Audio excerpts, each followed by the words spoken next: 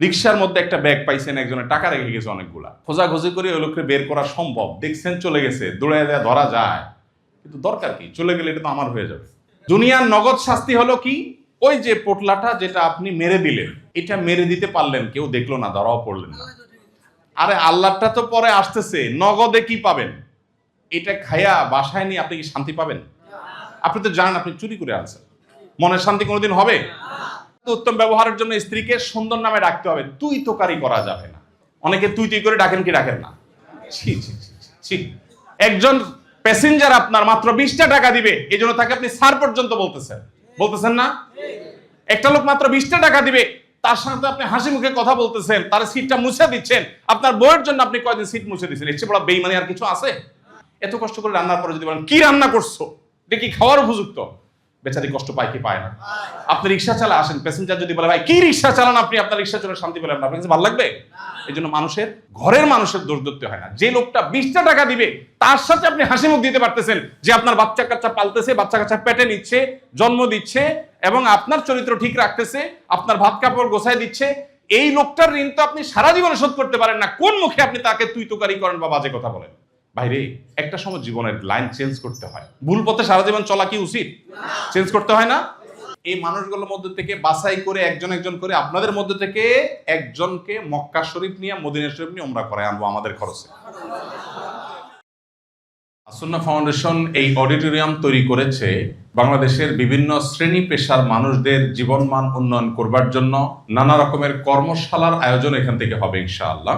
আসুন্নাহ ফাউন্ডেশনের লক্ষ্য উদ্দেশ্যকে সামনে রেখে আমরা এদেশের বিভিন্ন শ্রেণী পেশার মানুষদের কল্যাণে যে সমস্ত কাজগুলো করে যাচ্ছি, তার মধ্যে একটা কাজ হলো যে কোনো শ্রেণী, যে কোনো পেশার মানুষের নিজের পেশাগত দক্ষতাকে বৃদ্ধি করবার যেমন প্রয়োজন আছে, তার জীবন মানকে উন্নয়ন করবার প্রয়োজন আছে, সেই প্রয়োজনটা আমরা এই অডিটোরিয়াম থেকে ইনশাআল্লাহ সারা বছর ব্যাপী নানা আয়োজনের মাধ্যমে পূরণ করব। এর মধ্যে ডাক্তার সাহেবদের জন্য আলাদা করে আয়োজন থাকবে। একজন চিকিৎসক হয়ে কিভাবে তিনি আল্লাহর সন্তুষ্টি অর্জন করতে পারেন, কিভাবে তিনি মানব সেবা করতে পারেন, এবং তাদের শরিয়া রিলেটেড অনেক প্রশ্ন থাকতে পারে, সেই প্রশ্নগুলোর উত্তর কি হতে পারে। এর বাইরে আরো যে সমস্ত বিষয়ে আমরা আমাদের জায়গা থেকে সংশ্লিষ্ট বিষয়ে এক্সপার্ট এবং বিশেষজ্ঞদেরকে এনে তাদেরকে আমরা বিভিন্ন সার্ভিস দিতে পারি, তাদের জীবনমান উন্নয়নের জন্য ন্যূনতম কোনো ভূমিকা আমরা রাখতে পারি, সেই চেষ্টা আমরা করব। এটা আমাদের একটি অন্যতম লক্ষ্য। যারা ইঞ্জিনিয়ার আছেন পেশায়, আরো বিভিন্ন শ্রেণী পেশা মানুষজন আছেন, তাদের জন্য আমরা নানাবিধ কাজ করবার পরিকল্পনা আমাদের আছে। ডাক্তার, ইঞ্জিনিয়ার, তারপর বিভিন্ন রিটায়ার্ড অফিসার, সরকারি বেসরকারি কর্মকর্তা কর্মচারী, ব্যবসায়ী, ছাত্র, বিভিন্ন শ্রেণী পেশা মানুষের জন্য যে জীবনমান উন্নয়নমূলক কর্মশালা এখানে হবে, সেই কর্মশালাগুলোর উদ্বোধন আমরা করছি আপনাদেরকে দিয়ে, অর্থাৎ রিক্সা চালকদেরকে দিয়ে। আমরা এই অনুষ্ঠানটা সমাজের কোনো অভিজাত শ্রেণীর মানুষ মনে করা হয় যাদেরকে, সেরকম কোনো একটা শ্রেণীকে দিয়ে আমরা শুরু করতে পারতাম, আমরা আপনাদেরকে দিয়ে শুরু করেছি। এর অন্যতম একটি কারণ হলো আমরা মনে করি এই সমাজে আপনাদের যে অবদান আছে, সেই অবদান এর স্বীকৃতি খুব বেশি একটা দেওয়া হয় না। তো আপনাদের মাধ্যমে এই অডিটোরিয়ামের উদ্বোধন করার উদ্দেশ্য আপনাদেরকে সম্মানিত করা, আপনাদের মর্যাদার ন্যূনতম স্বীকৃতি আমাদের তরফ থেকে দেওয়ার চেষ্টা করা। আমি দোয়া করি আজকে সকাল থেকে এই পর্যন্ত পুরো সময়ের মধ্যে বিভিন্ন বিশেষজ্ঞগণ এসেছেন, ডাক্তার সাহেব এসেছেন, সংশ্লিষ্ট বিষয়ে আপনাদেরকে গুরুত্বপূর্ণ দিক নির্দেশনা দিয়েছেন, পুলিশ কর্মকর্তারা এসেছেন, তারা সংশ্লিষ্ট বিষয়ে আপনাদেরকে গুরুত্বপূর্ণ দিক নির্দেশনা দিয়েছেন, এবং আপনাদের অর্থনৈতিক প্ল্যান পরিকল্পনার জন্য সংশ্লিষ্ট বিষয়ে এক্সপার্ট কথা বলেছেন। আরো বিভিন্ন বিষয় আপনাদের সামনে আজকে উপস্থাপন করা হয়েছে। আমি আশা করব এগুলোকে আপনারা অক্ষরে অক্ষরে মেনে চলার চেষ্টা করবেন ইনশাআল্লাহ। আল্লাহ আপনাদের সবাইকে সেই তৌফিক দান করুন। এই প্রোগ্রামটাই শেষ প্রোগ্রাম নাকি এটা প্রথম প্রোগ্রাম ইনশাআল্লাহ? এরপরে এই ধরনের প্রোগ্রাম কি আপনারা আরো চান? তাহলে ইনশাআল্লাহ আমরা আপনাদের মতামত নিয়ে, আপনাদের সাথে পরামর্শ করে এই প্রোগ্রাম আমরা প্রতি 1-2 মাস পর, হয়তো এইভাবে এত লম্বা সময়ের জন্য না, 1 ঘন্টার জন্য, 1.5 ঘন্টার জন্য, হয়তো এত আলোচক আনলাম না, আমি আপনাদের প্রশ্ন উত্তর দিলাম, আপনাদের জন্য আলোচনা করলাম, এটা আমরা মাসে 2 মাসে একবার করতে পারি কিনা, কি বলেন? আমরা যদি প্রতি মাসে না হোক 2 মাস বা 3 মাসে একবার করি, 3 মাসে যদি আমরা একবার করি, তাহলে সেক্ষেত্রে ধরেন 1 ঘন্টা সময়ের জন্য, কোন সময়টা সবচেয়ে ভালো হয়? শুক্রবার। কোন সময়? সকাল না দুপুর? আমরা যদি মাত্র 2 ঘন্টার জন্য করি, একটু নাস্তা খেলেন, প্রোগ্রাম করলেন, চলে গেলেন, 10টা থেকে 12টা, এটা সঠিক সময়? ওকে, ফাইন। আমরা এই প্রোগ্রাম প্রতি 2 মাস বা 3 মাস পর করলে, আপনাদেরকে SMS করলে, আপনাদেরকে জানানো হলে কে কে আসার জন্য প্রস্তুত আছেন? হাত তোলেন। মাশাআল্লাহ, মাশাআল্লাহ। সবাই হাতগুলো উঠে রাখেন। মাশাআল্লাহ। আল্লাহ সবার হাতকে কবুল করুন। আল্লাহ সবাইকে দ্বীনের জন্য কবুল করুন। এই দেশের প্রতি আমাদের কল্যাণ অবদান রাখার সুযোগ আছে, সেটা রাখার তৌফিক দান করুন। ধন্যবাদ সবাইকে। আজকে যে মানুষগুলোকে আপনাদের সামনে আমরা উপস্থাপন করেছি, এই মানুষগুলোকে উপস্থাপন করেছি আপনাদের প্রয়োজনে। আপনাদের উপকার হয়েছে না? আলহামদুলিল্লাহ। আপনাদেরকে এখানে আমরা ডেকেছি, আপনাদের কাছ থেকে আমাদের নোটের কোনো ধান্দা নাই, ভোটের কোনো ধান্দা নেই। আসুন্নাহ ফাউন্ডেশন কোনো ধান্দা আছে? আপনাদেরকে, হ্যাঁ, ধান্দা একটা আছে। সেটা হলো, আপনাদের যদি একটু উপকার হয় তাহলে আল্লাহর কাছ থেকে আমরা একটু সওয়াব পাবো। আমাদের যে ডোনাররা টাকা পয়সা দিয়ে আমাদেরকে কাজ করতে সাহায্য করেন, তারা একটু সওয়াব পাবেন। আমাদের দেশটা এগিয়ে যাবে। আমাদের রিক্সা চালক ভাইরা যদি পিছিয়ে থাকে তাহলে দেশ কখনো এগিয়ে যাওয়া সম্ভব নয়। আমাদের রিক্সা চালক ভাইরা যদি এগিয়ে যান, তারা যদি তাদের জীবনমানকে উন্নত করতে পারেন, তাহলে আমাদের দেশটা এগিয়ে যাবে, সুন্দর হবে ইনশাআল্লাহ। আপনাদের উপকার হলে আমরা আল্লাহর কাছ থেকে সওয়াব পাবো, এটাই আমাদের একমাত্র মতলব, একমাত্র উদ্দেশ্য বলতে পারেন। আপনাদের কাছে এই যে এতগুলো বক্তা আলোচনা করেছেন, কেউ কি কোনো ধান্দা করেছেন? যেমন ডাক্তার সাহেব বলছে, ভাই আমার অমুক হসপিটালে আসবেন, বলছে? ডাক্তার সাহেব বলছেন? আপনি এটা বলেন নাই। তাহলে আমাদের এখানে এই প্রোগ্রামের পেছনে পার্থিবাদ দুনিয়াবি কোনো উদ্দেশ্য নাই, এটা তো আপনারা পরিষ্কার। তাহলে ইনশাআল্লাহ আমরা এই প্রোগ্রাম বারবার করবো ইনশাআল্লাহ। আপনাদের সহযোগিতা থাকবে তো ইনশাআল্লাহ? মাশাআল্লাহ। আমরা চাই আপনারা প্রত্যেকে আস-সুন্নাহ ফাউন্ডেশনকে আপনারা আপনাদের শুধু বুকে লোগো দিয়ে না, অন্তরের ভেতরে ধারণ করেন। করবেন তো ইনশাআল্লাহ? এই ফাউন্ডেশন ধনী গরিব সব মানুষের। অতএব আপনারা এই ফাউন্ডেশনকে অন্তঃস্থলে জায়গা দিবেন। যখন আল্লাহর কাছে দোয়া করবেন, তখন একটু ফাউন্ডেশনের জন্য দোয়া করবেন। ঠিক আছে না ইনশাআল্লাহ? এই ফাউন্ডেশন সকল স্তরের ধর্ম, বর্ণ, রাজনৈতিক পরিচয়, নারী পুরুষ নির্বিশেষে সকল মানুষের জন্য সমানভাবে কাজ করতে চায় ফাউন্ডেশন। তো আপনাদের সবার সেক্ষেত্রে সহযোগিতা শুধু প্রয়োজন তা নয়, আপনারা এটাকে অন করবেন, এটা আপনাদের ফাউন্ডেশন। ঠিক আছে না ইনশাআল্লাহ? আমাদের কোন রিক্সা চালক ভাই যদি বলে যে আমার আস-সুন্নাহ ফাউন্ডেশন, তো আমরা খুশি হব ইনশাআল্লাহ। আমরা চাই আপনারা এটাকে অন করেন, এটা আপনার প্রতিষ্ঠান, সেটাকে আপনি জোর গলায় বলতে পারেন, আমরা সেই জিনিসটা চাই। এই জন্য আপনাদের সাথে আমরা দীর্ঘমেয়াদে আপনাদের কল্যাণে কাজ করতে চাই। আবার আপনাদেরও আমাদের সহযোগিতা প্রয়োজন। কি সহায়তা প্রয়োজন? ওই যে দোয়া করবেন, আমাদেরকে ভালোবাসা দিবেন। আমাদের রিক্সা চালক ভাইদের কেউ কেউ আছে, একজন রিক্সা চালক ভাই আমাদের আগের অফিসে প্রতিদিন রিক্সা চালিয়ে সামান্য একটা অ্যামাউন্ট কত যেন জমা করে যেত, 10 টাকা 20 টাকা 50 টাকা কি যেন একটা অ্যামাউন্ট প্রতিদিন উনি জমা করে যেতেন। তাহলে 10 টাকা আমাদের কাছে 10 কোটি টাকার মতো। আমরা অনেক শ্রদ্ধা করি সেই ভাইকে। আমরা আশা করবো যে আপনারা আপনাদের অন্তর থেকে ভালোবেসে এই প্রতিষ্ঠানটাকে আপনারা আগলে রাখবেন এবং এটা আপনাদের প্রতিষ্ঠান আপনারা মনে করবেন, গর্ব সহকারে বলবেন ইনশাআল্লাহ। ঠিক আছে না? প্রিয় ভাইরা আমার, আমি আপনাদের সামনে যে বিষয়ে কথা বলতে চাই, বিষয়টা হলো সততা, আমানতদারিতা এবং উত্তম আখলাক বা সুন্দর আচরণ। আল্লাহ রাব্বুল আলামিন আমাদের সবাইকে দুনিয়াতে পাঠিয়েছেন, আমাদের প্রত্যেকটা কাজের হিসেব আল্লাহর কাছে দিতে হবে। হবে কি হবে না? আপনি আমি কোন পেশার মানুষ আল্লাহর কাছে সেটা গুরুত্বপূর্ণ না? গুরুত্বপূর্ণ? কে রিক্সা চালাচ্ছেন, কে হেলিকপ্টার চালাচ্ছেন, কে বিমান চালাচ্ছেন, আল্লাহর কাছে এর কোনো ব্যবধান আছে? আল্লাহ তাআলা কোরআনে কারিমে বলেছেন, ইন্না আকরামাকুম ইনদাল্লাহি আতকাকুম, তোমাদের মধ্যে সবচেয়ে তাকওয়াবান মানুষ যে, সে আল্লাহর কাছে সবচেয়ে বেশি সম্মানিত। যার মধ্যে তাকওয়া বেশি, সে সবচেয়ে বেশি সম্মানিত। এখন যদি একজন রিক্সা চালক ভাই আমার অনেক বেশি মুত্তাকি হন, আল্লাহ ভীরু হন, আমলদার হন, হতে পারে তিনি একজন প্লেন বা বিমান চালকের চাইতেও আল্লাহর কাছে সেরা। হতে পারে কি পারে না? আমরা দুনিয়ার মানুষ হয়তো একজন পাইলটকে, বিমানের পাইলটকে যে গুরুত্ব দেই, আমার একজন রিক্সা চালক ভাইকে হয়তো সেই গুরুত্ব দেই না, কারণ আমরা সীমিত চোখে দেখি। কিন্তু আমাদের যে রব সৃষ্টিকর্তা, তিনি কোরআনে ঘোষণা দিয়েছেন, তার কাছে মর্যাদার মানদণ্ড হলো তাকওয়া। তার মর্যাদার মানদণ্ড কি? তাকওয়া। তাকওয়া ছাড়া অন্য কোনো কিছুর ভিত্তিতে আল্লাহ রাব্বুল আলামিন আমাদের সাথে কোনো বিচার করবেন না। অতএব আমরা যদি মুত্তাকি হতে পারি, তাহলে অনন্তকাল আল্লাহর কাছে শ্রেষ্ঠ হতে পারবো। ঠিক আছে না ইনশাআল্লাহ?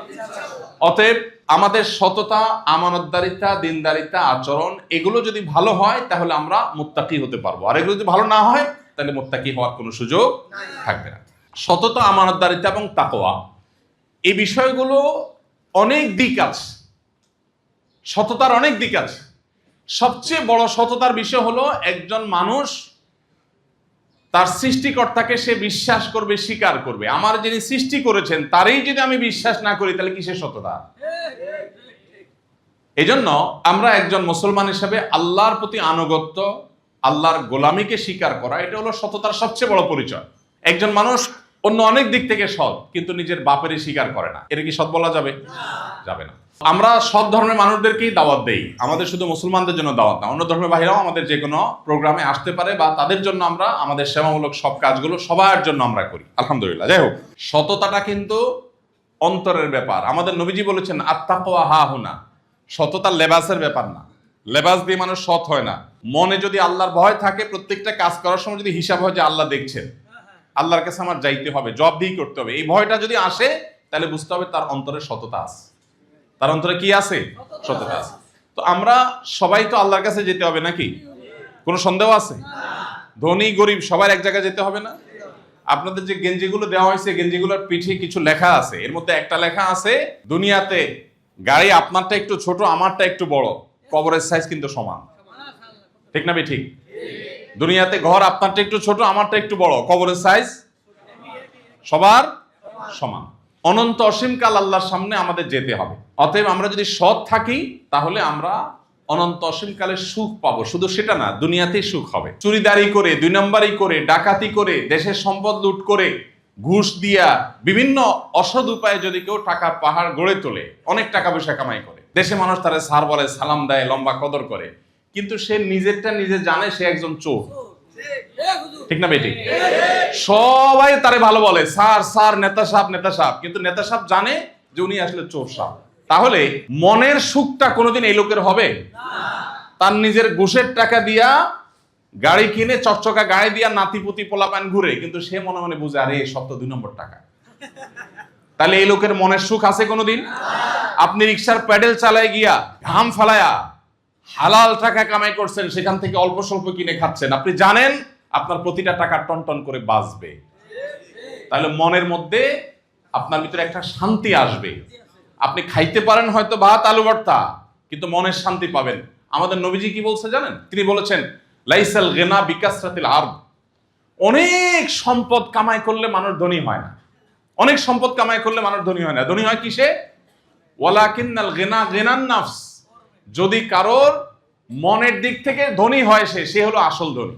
মনের সচ্ছলতা, মনের ধনী হওয়া আসল ধনী, এটার মানে হলো যার মনের মধ্যে কোনো চাহিদা নেই, সে যা পায় সেটার উপরে খুশি, এই লোক হলো আসল ধনী। আরেকজনের অনেক কিছু আছে এরপরও নাই নাই। আমি বহু বড় লোক দেখছি, আমাদের হুজুরদের কাছে গরিবরাও আসে, বড় লোকরাও আসে না?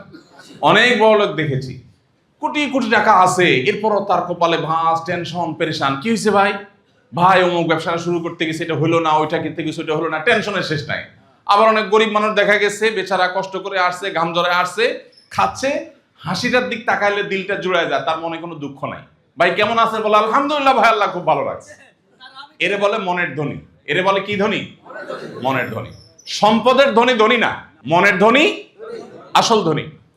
আপনার 5টা শার্ট আছে, আপনি আরেকজনের দেখলেন যে ভাই ডাক্তার সাহেব মানুষ, এটা 10টা শার্ট, তার 10টা শার্ট দেখার পর আপনার মনে যদি কষ্ট লাগে, আপনি যখন চিন্তা করেন তাহলে 10টা শার্ট আমার কামাই করতে হবে, 10টা শার্ট কিনলেন, কেনার পরে দেখলেন আরেকজনের আরো ভালো ব্র্যান্ডের শার্ট আছে, এবার আপনার তার মতো হইতে চাবে। এটার কোনো শেষ আছে?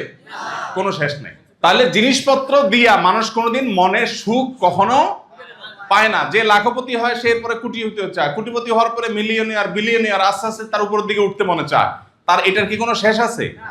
দুনিয়ার একটা জিনিসের শেষ নাই। আমাদের নবীজি বলেছেন মানুষের মুখ, মানুষের লোভ, এটা কবরে দাফন করার পর মাটি চাপা দেওয়ার আগ পর্যন্ত থামে না। যার যা আছে সে আরো বাড়াইতে চায়।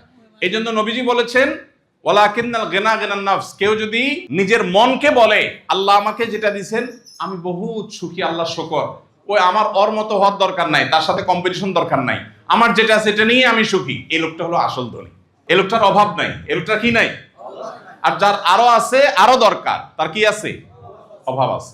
সততার লাভ কি জানেন? সততার লাভ হলো আপনি আসল ধনী হইতে পারবেন। একটা হলো নকল ধনী, একটা হলো আসল ধনী। নকল ধনী কোনটা? গাড়ি আছে, বাড়ি আছে, ব্যাংক আছে, ব্যালেন্স আছে, টাকা আছে, পয়সা আছে, কিন্তু নাই নাই খাই খাই। আছে না নাই?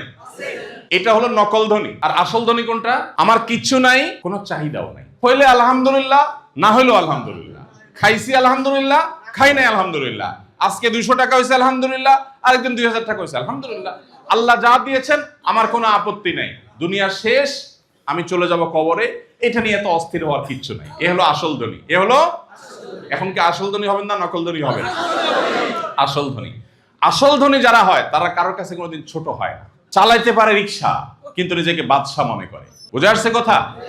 এই জন্য ভাই, সততার লাভ হলো আপনি আসল ধনী হইতে পারবেন। সৎ মানুষ আসল ধনী হয়। অনেক মানুষ সরকারি চাকরি করে ছোট্ট একটা ঘর করে থাকে, বেচারা অনেক বড় অফিসার ছিল, কিন্তু ঘুষ খায় নাই কোনোদিন। আছে না এরকম ভালো মানুষ? এই লোকটাকে কেউ কদর করে না, কিন্তু সে জানে সে সৎ মানুষ, তার মনের শান্তিটা থাকে। আর টিন চুরি, গম চুরি, যত রকমের 2 নম্বরই আছে, এগুলা করে বিরাট টাকা পয়সা করছে, সবাই সাহেব সাহেব বলে, কিন্তু তার মনে কিন্তু কখনো মৃত্যুর আগ পর্যন্ত কোনো শান্তি পায় না। কেন পায় না? কারণ সে জানে এগুলো সব কিসের টাকা? সব 2 নম্বরই টাকা, যার কারণে তার মনে কখনো শান্তি আসে না। তাহলে আমরা এতটুকু সিদ্ধান্ত নিলাম, সৎ হলে মনের সুখ পাওয়া যায়। কিসের সুখ পাওয়া যায়? মনের সুখটা বেশি দরকার না দেহের সুখ বেশি দরকার? মনের সুখ। মনে যদি অশান্তি থাকে, যত যাই হোক, মানুষ কখনো সুখে থাকতে পারে? মনটা অস্থির থাকলে। আল্লাহ আমাদের সবাইকে আসল ধনী হওয়ার তৌফিক দান করুন। আল্লাহ আমাদের সবাইকে মনের সুখটা পাওয়ার তৌফিক দান করুন। মনের সুখের জন্য সৎ হইতে হবে। কি হইতে হবে? সবচেয়ে বড় সততা হলো আল্লাহর গোলামি স্বীকার করা। কি স্বীকার করা? আমরা সব আল্লাহর গোলাম। যে আল্লাহ সৃষ্টি করছেন তারে যদি অস্বীকার করি, তার কথা যদি মনে না আসে, তার হুকুম যদি না মানি, এর চেয়ে বড় অসৎ আর কেউ আছে? এই জন্য সবচেয়ে বড় সততা হলো আল্লাহর গোলামি করা। করবো তো ইনশাআল্লাহ সবাই? আল্লাহর গোলামের পরিচয় দিতে কোনো লজ্জা আছে? এটা সম্মানের। রাষ্ট্রপতির যদি কেউ পিএস, এপিএস, পিওন হয়, তারও তো একটা মর্যাদা আছে রাষ্ট্রপতির অফিসে, তাই না? আর আমরা হলেন মহান আল্লাহর গোলাম, অতএব এর চেয়ে বড় মর্যাদার আর কোনো কিছু নাই। আল্লাহ আমাদের সবাইকে আল্লাহর গোলাম হওয়ার তৌফিক দান করুন। তাহলে সৎ হবো তো ইনশাআল্লাহ? কিন্তু ভেজাল আছে। সৎ হইলে কেউ দাম দিবে না, কিন্তু কারণ আপনি কোটিপতি হলে আমার কাছেও দেখা করতে পারবেন, হুজুরের সাথে দেখা করতে পারবেন, অমুক কোটিপতি আসছে, সবাই ব্যবস্থা করে দিবে। বাট আপনি গরিব মানুষ, আপনারা অনেকে চান দিবে না। কোন রিক্সা চালক কোন মসজিদ কমিটিতে ঢুকছে আজ পর্যন্ত দেখছেন? তাইলে সৎ হলে তো মুসিবত। আপনি তো নেতা হতে পারবেন না। কি সমস্যা তাইলে? কি বলেন? সমস্যা আছে কোনো? আমরা দুনিয়াতে কিছু চাই? দুনিয়ার মানুষ যদি আমার কদর করতে না পারে, সেই ব্যাককল, সেই কপাল পোড়া, আমার কোনো সমস্যা আছে? মনে রাখবেন, এই পৃথিবীর পট পরিবর্তন সব সাধারণ মানুষরা করছে। সমাজের অসহায় গরিব মানুষরাই পৃথিবীর সব পটগুলো পরিবর্তন করেছে। এই জন্য সৎ হতে গেলে কিছু ঝামেলা আছে ভাই। সৎ হলে কেউ পাত্তা দিবে না, কেউ দাম দিবে না, কদর পাইবেন না। এই জন্য আগে ভাগে সিদ্ধান্ত নিতে হবে, আমি কারোর কাছে কদর চাইও না। আমি চাই কার কাছে কদর? আল্লাহ আমাকে আজর দিবেন কি দিবেন না? সবাই ভুল করতে পারে, আল্লাহ কি ভুল করতে পারে? অতএব আমি যদি সঠিক পথে চলি, কিয়ামতের ময়দানে আল্লাহ আমাকে চুল চুল করে, পাই পাই করে বুঝাই দিবেন কি দিবেন না? দুনিয়ার মানুষ যদি কদর না করে, অসুবিধা আছে? নবী রাসূলদেরকে কি সবাই কদর করেছিল? নবীদের অনুসারীদের সবাই কদর করেছিল? পাত্তাও দেয় না। আমাদের নবীজিকে মার দিয়েছে, বের করে দিয়েছে, মুখে থুতু ফেলেছে। তাতে কি উনি পাথর মারছে, রক্তাক্ত করছে, তাতে কি উনি কি ক্ষতিগ্রস্ত হয়েছেন? এখন পৃথিবীতে ওনার মতো জনপ্রিয় আর কোনো মানুষ আছে? সারা পৃথিবীতে মুহাম্মদ সাল্লাল্লাহু আলাইহি সাল্লামকে একটা খারাপ কথা বললে আপনারা অনেকে নামাজ পড়েন না, কিন্তু কেঁদে দেন। ঠিক না ভাই? ঠিক।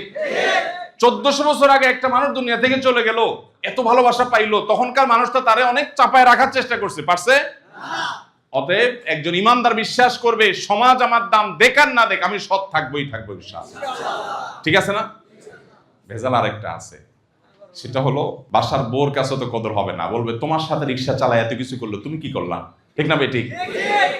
পোলাপাইন মানবো না, বয়ে মানবো না, শ্বশুরবাই মানবো না। এটা ভেজাল না? ভেজাল না? আপনি যেটা বুঝছেন, পরিবারকে এটা বুঝাইতে হবে যে আমার আরেক ভাই হয়তো রিক্সায় 2 নম্বর মালপত্র টানে, মাদক টাদক কারবার করে, 10 টাকার ভাড়া 500 টাকা পাওয়া যায়, পায়া হয়তো আঙ্গুল ফুলা কলা গাছ হয়ে যায়। বাট আমি মুসলমানের সন্তান, আল্লাহর সামনে দাঁড়াইতে হবে। আমি এটা করব না, তাতে আমি একটু কম খাবো, কম পড়বো, একটু নিচে থাকবো। এটা সিদ্ধান্তের ব্যাপার, এটা একা সিদ্ধান্ত হবে না। এই জন্য ফ্যামিলির সবাইকে নিয়ে জান্নাতে যাওয়ার সিদ্ধান্ত নিতে হবে ইনশাআল্লাহ। আমাদের স্ত্রী, আমাদের সন্তান সবাইকে নিয়ে জান্নাতে যেতে হবে, ঠিক আছে না ইনশাআল্লাহ? ভাইরা আমার, তাহলে সৎ হওয়ার সিদ্ধান্ত নিলে কিন্তু কিছু ভেজাল আছে, সেগুলো মানার জন্য আগে তৈয়ার। খারাপ মানুষের সমাজে কদর বেশি হয় সাধারণত, ভালো মানুষের কদর বেশি। কিন্তু আমাদের মনে রাখতে হবে, আমি কদরের জন্য তো ভালো হব না, আমার কে কদর করলো না করলো আমার কিছু আসে যায় না। সিদ্ধান্ত নিছেন তো ইনশাআল্লাহ? আল্লাহ আমাদের সবাইকে তৌফিক দান করুন। আমানতদারিতা, এখানে একটা ছবিতে দেখতে পাচ্ছেন এক ভাই কিছু জিনিস পাইছে, এটা উনি আরেকজনের কাছে দিয়ে আসছেন। এটা একটা সিম্বলিক ছবি। শুধু আমরা বোঝাতে চাচ্ছি, আমাদের আল্লাহ নির্দেশ করেছেন ইন্নাল্লাহা ইয়া'মুরুকুম আন তুআদ্দুল আমানাতি ইলা আহলিহা, সূরা নিসা আয়াত 58। আল্লাহ বলেছেন, আল্লাহ তোমাদের নির্দেশ করেছেন আমানত যথাস্থানে পৌঁছায়া দাও, আমানত যথাস্থানে পৌঁছায়া দাও। প্রিয় রিকশা চালক ভাইরা, প্রিয় বন্ধুরা, আপনারা আমানতের খেয়ানত করেন না। আপনাদের সামনে এই ওয়াজ করতে আমার খুব বেশি আগ্রহ তৈরি হচ্ছে না। দেশে যারা আমানতের খেয়ানত বেশি করে, সে মানুষগুলো অশিক্ষিত মানুষের চাইতে শিক্ষিতরা বেশি হয় সাধারণত। এরপরও প্রত্যেক মুসলমানকে আমাদের আমানতদার হইতে হবে, বিশ্বাসী হইতে হবে। আমাদের নবীজির একটা গুণ ছিল, উনি নবী হওয়ার আগে, অর্থাৎ নবুয়তের দায়িত্ব বুঝে পাওয়ার আগে, মক্কার মানুষ যখন তাকে নবী হিসাবে চিনত না, তখন একটা পরিচয় দিয়ে চিনত, আল আমিন। কি নাম? আল আমিন মানে কি? বিশ্বাসী না, বিশ্বস্ত। মানে তাকে সবাই বিশ্বাস করে। কিরকম বিশ্বাস করতে জানেন? আমাদের নবীজি যখন মক্কা থেকে হিজরত করে মদিনায় চলে যান, রাতের অন্ধকারে সাথে কে ছিল? আবু বকর রাদিয়াল্লাহু তাআলা। ওনাকে সাথে নিয়ে যখন উনি মদিনায় যাচ্ছেন, যাওয়ার সময় ওনার জামাই আলী রাদিয়াল্লাহু তাআলাকে ডেকে বলছেন, আলী, এই যে টুপলি বাইর করলাম, এই পোলটার ভিতরে অমুকে স্বর্ণ রাখছে, এটা অমুকে রূপা রাখছে, এটা অমুকে স্বর্ণ মুদ্রা, অমুকে রূপ মুদ্রা, অমুকে এই জিনিস রাখছে, অমুকে এই জিনিস রাখছে, আমার কাছে রাখছে। এগুলো তুমি সবার কাছে বুঝাই দিয়া তারপরে তুমি হিজরত করে মদিনা আসবা, তার আগে আসবা না। মানুষের জিনিস আগে বুঝাই দিবা। যে মানুষদের অত্যাচারে তিনি মক্কা ছেড়ে চলে যাচ্ছেন, সেই মানুষরা জিনিসপত্র জমা রাখতে আসছে কার কাছে? মুহাম্মদ সাল্লাল্লাহু আলাইহি ওয়াসাল্লাম। তাহলে আমাদের নবীজি এমন মানুষ ছিলেন, শত্রুরাও তারা কি করত? আর আমাদের অবস্থা এখন, ভাইই বিশ্বাস করে না। নিজের ভাইয়ে নিজের টাকাটা রাখতেও 10 বার চিন্তা করে, ঠিক না বেঠিক? এক মুসলমান আরেক মুসলমান কাছে রাখবে, চিন্তা করে মেরে দেয় কিনা। সেখানে অমুসলমানরা আমাদের নবীজিকে বিশ্বাস করতো, এইরকম বিশ্বস্ত ছিলেন। তাহলে আমরা বিশ্বস্ত হব না ইনশাআল্লাহ?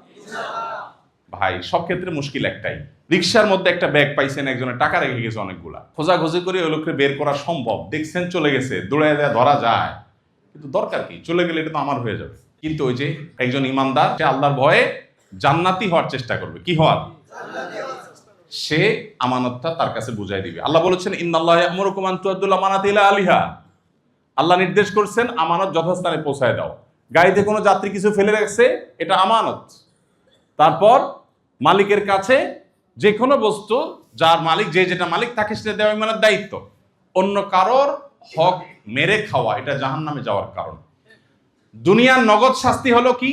ওই যে পোটলাটা যেটা আপনি মেরে দিলেন, এটা মেরে দিতে পারলেন, কেউ দেখলো না, ধরাও পড়লেন না। আরে আল্লাহটা তো পরে আসতেছে, নগদে কি পাবেন? এটা খায়া বাসায় নিয়ে আপনি কি শান্তি পাবেন? আপনি তো জানেন আপনি চুরি করে আনছেন, মনের শান্তি কোনোদিন হবে? তো শান্তি যদি না হয়, তাহলে এটা দিয়ে আমার লাভটা কি? আর যদি দিয়ে দেন, নগদ একটা শান্তি পাবেন। সেটা কি? মন থেকে একটা কথা বের হয়ে আসবে, আলহামদুলিল্লাহ, আমি লোভ করি নাই, দিয়ে দিচ্ছি। এটা করা যাবে তো ইনশাআল্লাহ? আল্লাহ আমাদের তৌফিক দান করুন। এরপর আসুন, উত্তম আচরণ, উত্তম আখলাকের মধ্যে অনেক সওয়াব আছে। নবীজি সাল্লাল্লাহু আলাইহি ওয়াসাল্লাম বলেছেন, তাবাসসুমুকা আলা ওয়াজহি আখিকা সাদাকা। তোমার ভাইয়ের সাথে হাসি মুখে কথা বললে সাদাকার সওয়াব পাবে।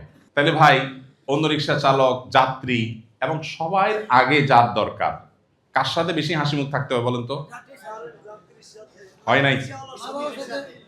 হয় নাই? হয় নাই? ফ্যামিলির সাথে। কার সাথে? আমার কাছে এক ডাক্তার আসছেন, ভাইয়ের মতো এরকম এক ডাক্তার। এটা 2003-4 সালের কথা, 2 যুগ আগের কথা। ওনার বাপে নিয়ে আসছে আমার কাছে, আয়েশা বলছে, হুজুর, আমার এই পোলা অনেক বড় ডাক্তার, অনেক রুগী তার, কিন্তু আমার বৌমা যায় নামাজে ওরে বদদোয়া দেয়, এত খারাপ ওর আচরণ। তো তো আবার নামাজ কালামও পড়ে, আবার আচরণও খারাপ, এই জন্য আমার কাছে নিয়ে আসছি। পরে আমি ডাক্তার সাহেব জিজ্ঞেস করলাম, ভাই এত রুগী আপনার কাছে আসে কেমনে, খারাপ আচরণ করে তো রুগী আসা কথা না। না ভাই, তার বাপ বলতেছে যে না না না, সে রুগীদের সাথে এত ফ্রেন্ডলি, এত সুন্দর আচরণ করে, তার হাসি দেখে রুগীরা অর্ধেক নাকি সুস্থ হয়ে যায়, সে এত ভালো। তাই বললাম তাহলে বাসায় অবস্থা কেন? তখন ডাক্তার আমাকে বললো, ভাই ওইটা তো আমার প্রফেশনাল হাসি, ওটা তোমার পেশাদারিত্বের কারণে। এখন আপনি যাত্রীর সাথে যে হাসিটা দিবেন ওটা তো যাত্রীরে বাউ করার জন্য। আসল হাসি কোনটা জানেন? ঘরে যাওয়ার পরে দেখলেন ভাতটা এখনো হয় নাই, এদিকে আপনার একটু পরে বাইরে দিতে হবে, চান্দিটা গরম হয়ে গেছে, তখন যদি একটু হাসি মুখে কথা বলতে পারেন, এটা হলো আসল মুসলমানিত্ব। মনে রাখবেন, নামাজ কালাম, অন্যান্য নফল নামাজ, এগুলো দিয়ে সবসময় আল্লাহর প্রিয় পাত্র হওয়া যায় না। এই জিনিসটা অনেক গুরুত্বপূর্ণ। এই জন্য মুস্কি হাসিটা সবার আগে পাওয়ার হকদার কে? ফ্যামিলি। কে কে গত এক সপ্তাহে বউরে একটা গালি দিছেন? হাত তোলেন। মুরব্বী গালি দিছেন চাচিরে? তাহলে হাত তুলছেন কেন? এখানে আসামি পাওয়া গেছে আরেকজন, আপনি গালি দিছেন? আরে নামা, হাত নামা। ভাই ঠিক আছে, সরি, এটা আমি মজা করছি। গুনাহ করলে ওটা প্রকাশ করতে হয় না। আমাদের পরিবার, আমরা, আপনারা কষ্ট করে প্যাডেল মারেন রিক্সা, এখন তো প্যাডেল মারার দিন শেষ হয়ে গেছে, অনেকে গিয়ার মারেন, অনেকে প্যাডেল মারেন, যেটাই করেন কষ্ট তো আছে। এই যে কষ্ট করেন, আপনারা মনে করেন, আমরা মনে করি মহিলা কি করে, বাসায় বসে থাকে। একদিন রিক্সা ছাড়া ওই বেডির কাজটা করে দেখেন, ঠেলা বুঝবেন কষ্ট আছে না নাই। আমাদের নবীজি কোনোদিন স্ত্রীর গায়ে হাত তোলেন নাই, মনে থাকবে তো ইনশাআল্লাহ। কোনোদিন কোনো স্ত্রীর গায়ে হাত তোলেন নাই। তাহলে আমরা কোনোদিন বইয়ের গায়ে হাত তুলবো? যদি কেউ ইতিপূর্বে করে থাকি, খাঁটি অন্তরে তওবা করবেন, কখনো স্ত্রীর গায়ে হাত তুলবেন না। এখন কথা হলো, আমি আসতেছি ওই জায়গায়, যদি স্ত্রী বেলাইনের হয়, কথা শুনে না, তাহলে কি করবেন? আমাদের এই কোর্স শেষে একটা নাম্বার দেওয়া থাকবে, অফিসে আসবেন, অফিসে রিসেপশনে আসবেন, আয়সা বুক ফুলে বলবেন আমি আজ সুন্নাহ ফাউন্ডেশনের ট্রেনিং নেওয়া রিক্সা চালক। বলতে পারবেন না? কারণ রিসেপশনে হয়তো আপনারা পাত্তা নাও দিতে পারে, পাত্তা যেন দেয়, এই জন্য পরিচয় দিব, আমি আজ সুন্নাহ ফাউন্ডেশনের লোক, আমি একটা পরামর্শ আছে, বউয়ের সাথে একটু ভেজাল হয়েছে।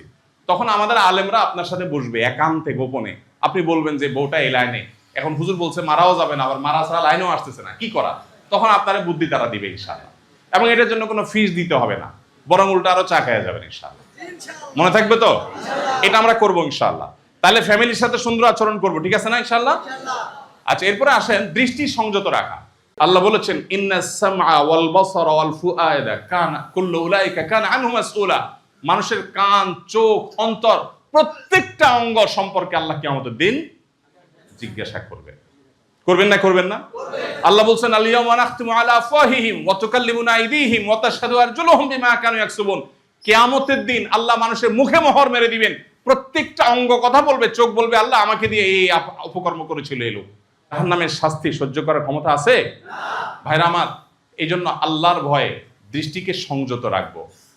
যারা বিয়ে করেছেন তাদের ঘরে স্ত্রী আছে, যারা বিয়ে করেন নাই আল্লাহ তাদের কপালে একজন স্ত্রী হয়তো রেখেছেন ইনশাআল্লাহ। অতএব সকল ভালোবাসা তার জন্য জমিয়ে রাখবেন।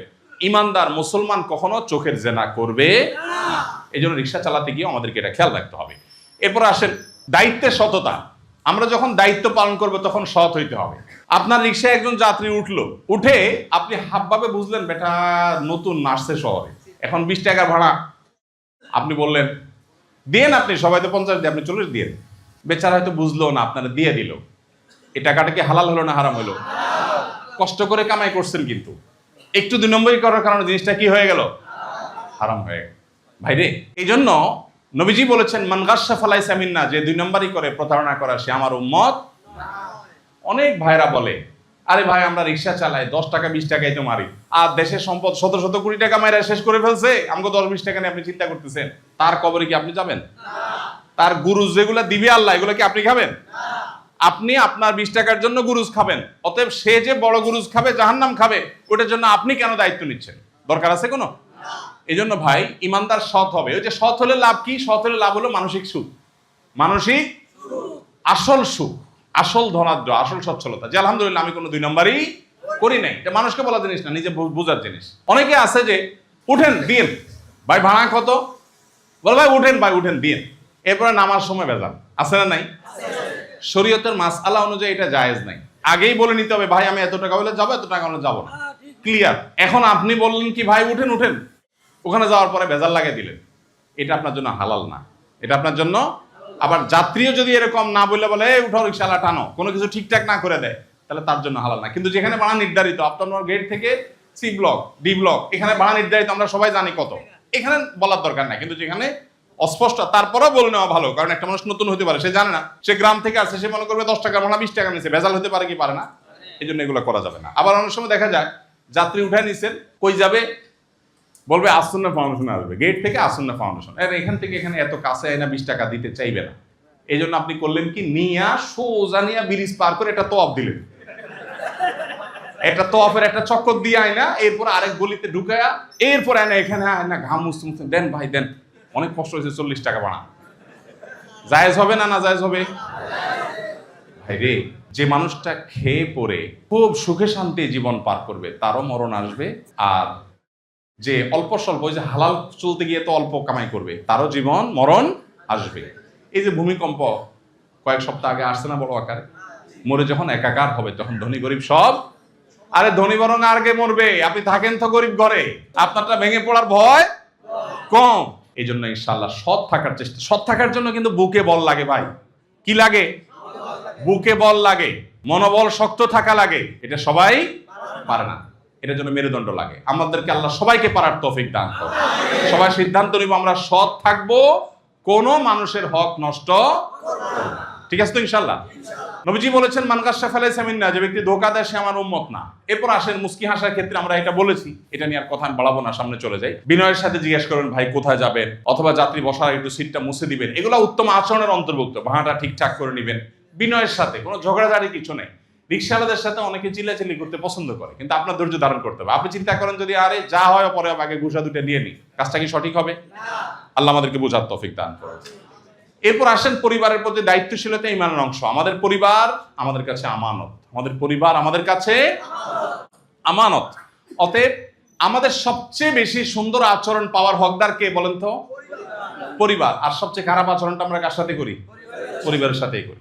বাইরে সবার সাথে হাসি মুখ, বাসায় আসলে দুনিয়ার গালিগালাজ, মুখ খারাপ। নবী করিম সাল্লাল্লাহু আলাইহি সাল্লাম বলেছেন ঈমানদার কখনো গালিবাজ হতে পারে না। কথায় কথা গালি দেওয়া, এটা ঈমানদারের স্বভাব হতে পারে না। তাহলে আমরা গালি দিব ভাই? প্রত্যেকটা গালি আপনার আমলনামা গুনাহ হিসাবে লেখা হবে। গালি দিলে কি আপনার কোনো লাভ হয়? কিন্তু গুনাহ ঠিকই লেখা হয়। রাগ নিয়ন্ত্রণ করা গুরুত্বপূর্ণ কাজ। আমি জানি সারাদিন রিক্সা চালিয়ে কষ্ট করে আপনি যান, মেজাজটা গরম হয়। এই মেজাজ যে ঠান্ডা রাখতে পারেন, এটা বিনিময়ে তো আল্লাহ জান্নাত দিবেন। চেষ্টা করা যাবে না ইনশাআল্লাহ? চলেন, পরিবারের প্রতি দায়িত্বশীলতা সম্পর্কে আমাদের নবীজি বলেছেন কুল্লুকুম রাইন ওয়া কুল্লুকুম মাসউলুন আন রাইয়াতিহি। তোমাদের সবাই দায়িত্বশীল। আপনি কার দায়িত্বশীল? আপনি হয়তো বড় চেয়ারম্যান না, মেম্বার না, তা আপনি কি? আপনার ফ্যামিলির যে মেম্বাররা আছে, আপনার যে পরিবারের সদস্য আছে, ছেলে মেয়ে বাচ্চা, এইদের দায়িত্বশীল। আল্লাহ কিয়ামতে জিজ্ঞাসা করবে তোমার বউরে তুমি ঠিক মতো হক আদায় করছো কিনা, বাচ্চাদের হক আদায় করছো না। কি কি হক আদায়? পরিবারের ভরণ পোষণের ব্যবস্থা করো। অনেক ভাইরা আছে আমাদের, অনেক রিক্সা চালক ভাইরা আছেন, বিয়ে 2-3টা করে এক জায়গায় খোঁজ খবর রাখেন না। আছে না নাই? আল্লাহকে ভয় করেন। একদিন আল্লাহ ধরেন না? ধরেন না? আল্লাহ কিন্তু ঢিল দেয়। আল্লাহ কোরআনে বলছেন ইন্নামা নুমলি লাহুম, আমি মানুষকে ঢিল দেই, ইন্না কাইদি মাতিন, এরপর ধরি যখন শক্ত হয় ধরা। বড়শি দিয়ে মাছ ধরতে দেখছেন? ফালায়া বড়শিতে টোপ দেয়, মাছে গিলে প্রথমে একটা জোরে টান দেয়, এরপরে ঢিল দেয়, রশি সব ছেড়ে দেয়। রশি সব ছেড়ে দেওয়ার কারণে কি হয় জানেন? মাছের দৌড়াইতে থাকে। মাছ মনে করে ও আচ্ছা ঢিল পেয়ে গেছে, তাহলে তো বোধহয় বাইসা গেছে। সে দৌড়াইতে থাকে, পুরা পুকুর দৌড়ায় হাঁপায় যায়। হাঁপানো শেষ হয়ে গেলে যখন আস্তে কাইতে সোজা হয়ে আসে, এবার বর্ষিয়ালা আস্তে আস্তে টান দেয়, দিয়ে এরপর দৌড়ে এনে জবাই করে। ঠিক না বেঠিক? আল্লাহ তাআলা দুনিয়াতে ছাড় দেন। দুনিয়াতে কিন্তু আল্লাহ সবাই ধরেন না, কিন্তু সময় মতো ধরে কি ধরে না? কত রাজা, কত বাদশা, কত ক্ষমতাধর, কত নেতা, কত নেত্রী মনে করছে ধরারে সরা, আল্লাহ ধরছে না? ধরে নাই? একটু সময় দিছে, সোজা হয়েছে, বান্দা হইলে ভালো, না হলে কিন্তু টাইম মতো ঠিকই ধরবো। এই জন্য ভাই খবরদার, যারা একাধিক বিয়ে করে যেখানে সেখানে বউ রাখছেন, খোঁজ খবর নাই, ভরণ পোষণ দেওয়ার ব্যবস্থা নাই, যা খুশি তা করছেন, আল্লাহ ধরবেন কি ধরবেন না?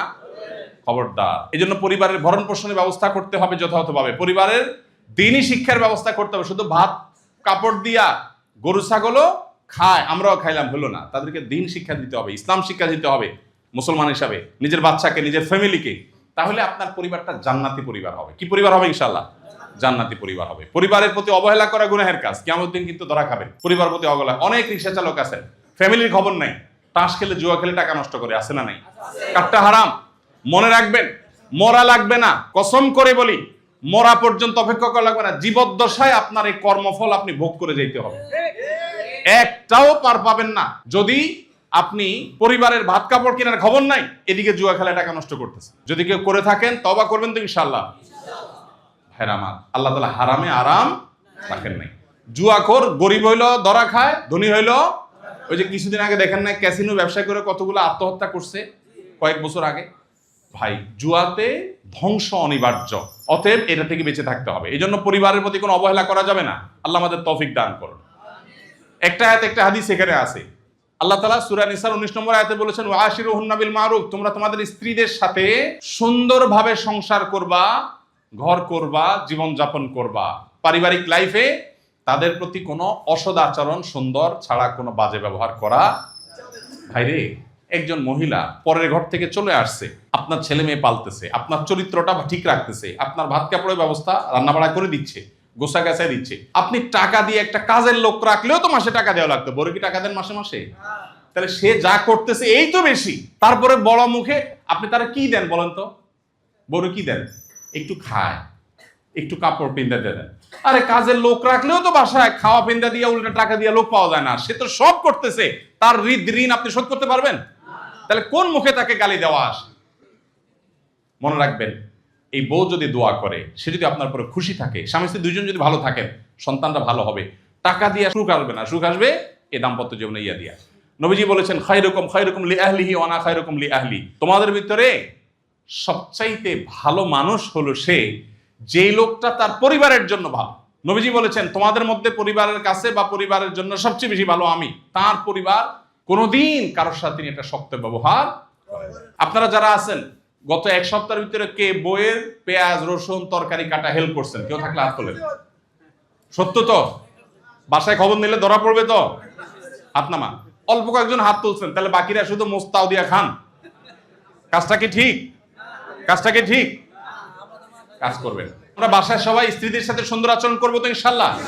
আজ থেকে কেউ বউকে গালি দিবেন না তো ইনশাল্লাহ? জীবনে যদি দিয়ে থাকেন তওবা করেন, আজকে যা বউরে বলবেন, দেখো নতুন করে তোমার সাথে আলাপ আলোচনা শুরু, আমরা ইনশাল্লাহ কোনো গালমন্দ আর করবো না। ঠিক আছে না ইনশাল্লাহ? আল্লাহ তৌফিক দান করুন। এরপর আসেন, পরিবারের সাথে উত্তম ব্যবহারের জন্য স্ত্রীকে সুন্দর নামে ডাকতে হবে, তুই তোকারি করা যাবে না। অনেকে তুই তুই করে ডাকেন কি ডাকেন না? একজন প্যাসেঞ্জার আপনার মাত্র 20টা টাকা দিবে, এই জন্য তাকে আপনি স্যার পর্যন্ত বলতেছেন না? একটা লোক মাত্র 20টা টাকা দিবে, তার সাথে আপনি হাসি মুখে কথা বলতেছেন, তার সিটটা মুছে দিচ্ছেন। আপনার বউয়ের জন্য আপনি কয়দিন সিট মুছে দিচ্ছেন? এর চেয়ে বড় বেঈমানি আর কিছু আছে? কি বলেন? তাহলে বউরে তুই তুকারি করবেন আর কোনোদিন? খবরদার, খবরদার। যারা করেন না তারা তো ভালো, যারা করেন তারা তওবা করে যান। আজকে স্ত্রীকে কখনো তুই তুকারি করব। আজকে থেকে বাসা যাওয়ার পরে ঘরে দেখবেন, আপনি যখন চেঞ্জ হয়ে গেছেন, আপনি বলবেন, সালাম দিবেন, মুসা টুসা দিবেন। একটু ভালো রান্না করছে, বলবেন মাশাআল্লাহ রান্নাটা ভালো হয়েছে। আমাদের নবীজি কিন্তু রান্নার প্রশংসা করতেন, কোনদিন রান্নার দোষ ধরতেন না। ভালো না ওগুলো খাইলাম না, এত কষ্ট করে রান্নার পরে যদি বলেন কি রান্না করছো, এটা কি খাওয়ার উপযুক্ত? বেচারি কষ্ট পায় কি পায় না? আপনি রিক্সা চালা আসেন, প্যাসেঞ্জার যদি বলে ভাই কি রিক্সা চালান আপনি, আপনার রিক্সা চলে শান্তি পেলেন না, আপনার কাছে ভালো লাগবে? এই জন্য ঘরের মানুষের দোষ ধরতে হয় না। যে লোকটা 20টা টাকা দিবে, তার সাথে আপনি হাসি মুখ দিতে পারতেছেন, যে আপনার বাচ্চা কাচ্চা পালতেছে, বাচ্চা কাচ্চা পেটে নিচ্ছে, জন্ম দিচ্ছে, এবং আপনার চরিত্র ঠিক রাখতেছে, আপনার ভাত কাপড় গোছায় দিচ্ছে, এই লোকটার ঋণ তো আপনি সারা জীবনে শোধ করতে পারেন না। কোন মুখে আপনি তাকে তুই তুকারি করেন বা বাজে কথা বলেন? এটা কি সাজে আমাদের সাথে? মনে রাখবেন, এটা কোনোদিন করা উচিত না। তাহলে আজকে যখন আপনি হঠাৎ করে চেঞ্জ হয়ে যাবেন বাসায়, তখন কিন্তু বাসা থেকে বাড়িয়ালি বলবে কাহিনী কি, বলবে কি বলবে না? প্রথম একটু মজা নেবে, কিন্তু আপনি বলবেন না আর না। ভাইরে, একটা সময় জীবনের লাইন চেঞ্জ করতে হয়। ভুল পথে সারা জীবন চলা কি উচিত? চেঞ্জ করতে হয় না? চেঞ্জ করবো তো আজকে থেকে ইনশাআল্লাহ। আল্লাহ তৌফিক দান করুক। স্ত্রীরা গায়ে হাত তোলেন যারা যারা, আমি আর হাত তোলাইলাম না, তারা হাত তুলবেন না। ঠিক আছে না ইনশাআল্লাহ? ভাই আপনি কেন? অনেক শিক্ষিত মানুষও গায়ে হাত তোলে। আমার কাছে আসে অনেক বড় বড় কর্মকর্তা, অফিসার, বউ পিঠে ভূত করে ফেলছে, জামাই বউ দুটোটা আসছে। এই আসামি আমার কাছে অনবরত আসে। এই জন্য এই বদভ্যাসটা আমরা ছাড়বো তো ইনশাআল্লাহ। খবরদার, সন্তানদের সামনে স্ত্রীদেরকে শাসন করা যাবে না। স্ত্রী যদি কোনো ভুল করেও আলাদা তার সাথে আলাপ করতে হবে। বাচ্চাদের সামনে আলাপ করলে বাচ্চাদের সামনে আপনার মর্যাদাও নষ্ট হবে, স্ত্রীর মর্যাদাও খবরদার, তারও একটা মান সম্মান আছে। ঠিক একইভাবে সন্তানদেরকেও প্রয়োজন ছাড়া মাথা খারাপ মেজাজ খারাপ পিটান দিলেন, কাজটা কি উচিত? উচিত না, করবেন না। অলসতা করা যাবে না। অনেক রিক্সা চালক ভাইরা আছেন অলসতা করে, অলসতা করবেন না। আমাদের নবীজি অলসতা থেকে আল্লাহর কাছে পানা চাইছেন, পরিশ্রম করবেন। আর আল্লাহর রহমতের আশা কখনো ছাড়া যাবে না। অনেক ভাই আছেন, আমি জানি আপনাদের অনেকের মনে অনেক কষ্ট আছে, অনেকে ঋণ আছেন, অনেকে হয়তো সুদি ঋণে ফাঁসা গেছেন, অনেক অনেক বিপদে আছেন। আল্লাহ বলছেন লা তাইআসু, তোমরা আশা হারাবা না। ওয়ালা ইয়াইআস মিল্লাহিল কওমুল কাফিরুন, আল্লাহর রহমতের আশা ছাড়া, এটা অবিশ্বাসী কাফেররা আশা ছাড়ে, ইমানদার কখনো আল্লাহর রহমতের আশা ছাড়তে পারে না। এই জন্য বিশ্বাস রাখতে হবে কার প্রতি? বহু মানুষ আছে ফকির ছিল, সেখান থেকে আল্লাহ আবার ধনী করছে, আছে না নাই? তো যে আল্লাহ সেটা পারছে, সে আল্লাহ আমাকে পরিবর্তন করতে পারেন না ইনশাআল্লাহ। এই জন্য কোন অবস্থাতে মন খারাপ করে ভেঙে যাবেন না। আপনারা সুন্নাহ ফাউন্ডেশনে আসবেন, যদি কারোর এরকম কোনো টেনশন থাকে, এই জন্য না যে ফাউন্ডেশনে আমি হাইকোর্ট দেখায় সুপ্রিম কোর্ট দেখায় বুঝে বাজে একটা টাকা এখান থেকে পেয়ে যাবো, এই আশায় না। আসবেন যে আমার আসলে একটু কষ্ট আছে, একটু আমাকে নসিহত করেন, বুঝান বা পথ দেখান বা পরামর্শ দেন। আমরা আপনাদেরকে নিজের দিয়ে পরামর্শ দেবো, আপনাদের কষ্টে কোনো ফি নিব না, বরং উল্টা চা খাওয়াই দেবো। ঠিক আছে তো ইনশাআল্লাহ? দেখবো কে কে আসে। সন্তান প্রতিপালন, আল্লাহ তাআলা কোরআনে কারিমে বলেছেন ইয়া আইয়ুহাল্লাযীনা আমানু কু আনফুসাকুম ওয়া আহলিকুম নারা, হে ঈমানদাররা তোমরা নিজেদেরকে আর পরিবারকে জাহান্নামের আগুন থেকে রক্ষা করো। এই জন্য আমাদের পরিবারের সবাইকে 5 ওয়াক্ত নামাজি বানাইতে হবে, বাচ্চাদেরকে স্কুল মাদ্রাসায় পাঠাইতে হবে, এবং স্ত্রী সন্তানদের জন্য হারাম উপার্জন করা যাবে না। আমি আমার বাচ্চার মুখে হারাম খাবার দেব না। ভাই এর লাভ হবে কি জানেন? এখন বহু ধনী মানুষ, বহু বড় বড় পদের অধিকারী মানুষ চোখের পানি ফেলে যে ছেলে মেয়ে খাওয়ায়া মোটা তাজা করে নিছে, এখন অমানুষ হয়ে গেছে। কেন অমানুষ হয়েছে? এই অমানুষ হওয়ার অনেক কারণের ভিতরে একটা কারণ হলো হারাম খাওয়াইছেন, ওইটার এফেক্ট হয়েছে। কথা বুঝেন নাই? হারাম খাওয়া বুড়ি মোটা করছেন, এখন এটার প্রভাব। আপনি রিক্সা চালক হতে পারেন, আপনার সন্তান সময়ের সবচেয়ে বড় আলেম হইতে পারে কি পারে না, সবচেয়ে বড় ডাক্তার হইতে পারে কি পারে না, কিন্তু এটা নির্ভর করে আপনি সন্তানের পেটে কি দিচ্ছেন। মনে রাখবেন, হারাম জিনিস কিন্তু আজ হোক কাল হোক এটা মানুষের উপরে প্রকাশ, তার খারাপ প্রভাব খারাপ ফল প্রকাশ পায়।